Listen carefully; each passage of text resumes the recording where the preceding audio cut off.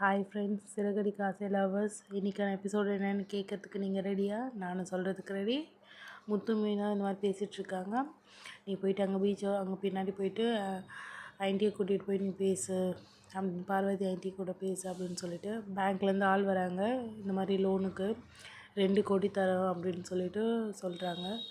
இன்னும் காசு வேணும்ல, இன்னும் 75 லட்சம் வேணும், என்ன பண்ணலாம் அப்படின்னு சொல்லிட்டு பேசிகிட்ருக்காங்க. அதுக்கு ஸ்ருதி ரவியும் பேசிகிட்ருக்காங்க.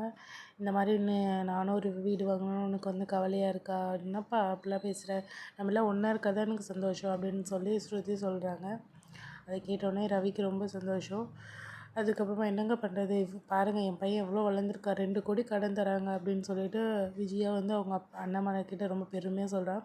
உங்ககிட்ட ஒன்று பேசணும் தனியாக அப்படின்னு சொல்லிட்டு 2 பேரையும் கூட்டிகிட்டு வந்து வெற்றிலை பாக்கு கொடுத்து உட்கார வைக்கிறான் மனோஜ். அதுக்கப்புறம் என்ன பேசணும், நீங்களும் வாங்க, இவங்களும் என் பசங்க தான், எல்லோரும் ஒன்றா தான் பேசணும், எல்லாம் கூட்டு குடும்பம் தானே அப்படின்னு சொல்லிட்டு அவங்களையும் கூப்பிடுறாங்க எல்லாரையும். அப்புறம் எல்லோரும் ஹாலில் வச்சு பேசிகிட்ருக்காங்க. இந்த மாதிரி என் சொத்து இருக்குல்லப்பா,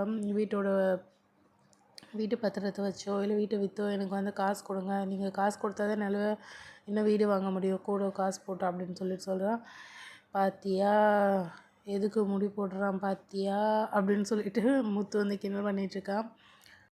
இந்த வீடு வந்து என் பேரில் இல்லை, அவங்க அம்மாவுக்கு அவங்க அப்பா தந்தது, அவங்க விற்கக்கூடாதுன்றதுக்காக என் பேரை சேர்த்து கொடுத்துருக்காங்க, இது விற்கிறத பற்றி நான் முடிவு எடுக்க முடியாது, உங்கள் அம்மா தான் அப்படின்னு சொல்லிட்டு சொல்லிடுறாங்க.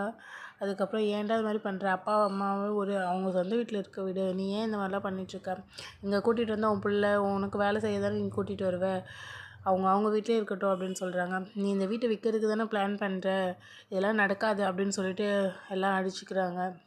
நீங்கள் இந்த மாதிரி அடிச்சுக்கிறீங்க, நீங்கள் அடிச்சுக்காதீங்க, இந்த வீடு விற்கிறத பற்றி யோசிக்க வேண்டியது உங்கள் அம்மா தான், உங்கள் அம்மாவே அமைதியாக இருக்காங்க, நீங்கள் ஏன் அடிச்சுக்கிறீங்க அப்படின்னு சொல்லிடுறாங்க.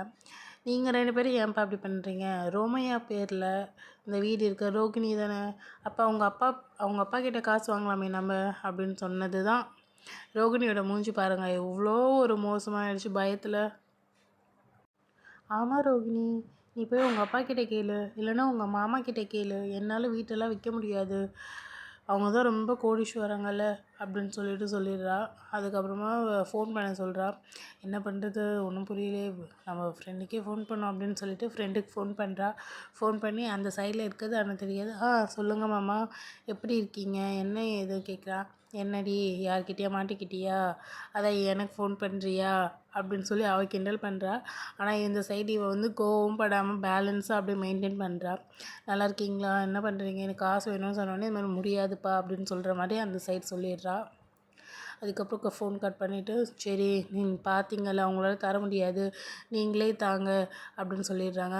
என்னால் முடியாது, நீ வேறு யார்கிட்டயா வாங்கிக்கோ அப்படின்னு சொல்லிடுறாங்க. விஜயா அப்படியே கோச்சிட்டு மேலே படியில் ஏறி போயிடுவான். கூடயே ரோகிணியும் மறைச்சி பார்த்துட்டு போயிடுவான் முத்து மீனாவையும். அப்புறம் மீனா சொல்வா, இவங்க உண்மையாகவே அவங்க மாமா கிட்ட தான் பேசினாங்களா அப்படின்னு சொல்லிட்டு, எனக்கும் அதே டவுட்டு தான் அப்படின்னு சொல்லிட்டு முத்து சொல்வான். அதுக்கப்புறம் ஸ்ருதியும் ரவியும் வெளியே வந்து பேசிகிட்ருப்பாங்க நைட்டு. உங்கள் அண்ணனுக்கு கொஞ்சம் கூட அறிவியல் இவ்வளோ படிச்சிருந்தான், ஆனால் முத்து பாரு படிக்கலைன்னா கூட இவ்வளோ அறிவாக இருக்காங்க அப்படின்னு சொல்லிட்டு 2 பேரும் பேசிகிட்ருப்பாங்க. அதோட இன்றைக்கோட எபிசோட் தொடரும்னு சொல்லி முடிச்சுட்டாங்க. நம்மளோட சேனல் சப்ஸ்கிரைப் பண்ணிக்கோங்க, அப்போ தான் நாளோட எபிசோட் நீங்கள் பார்க்க முடியும். டாட்டா பாய்.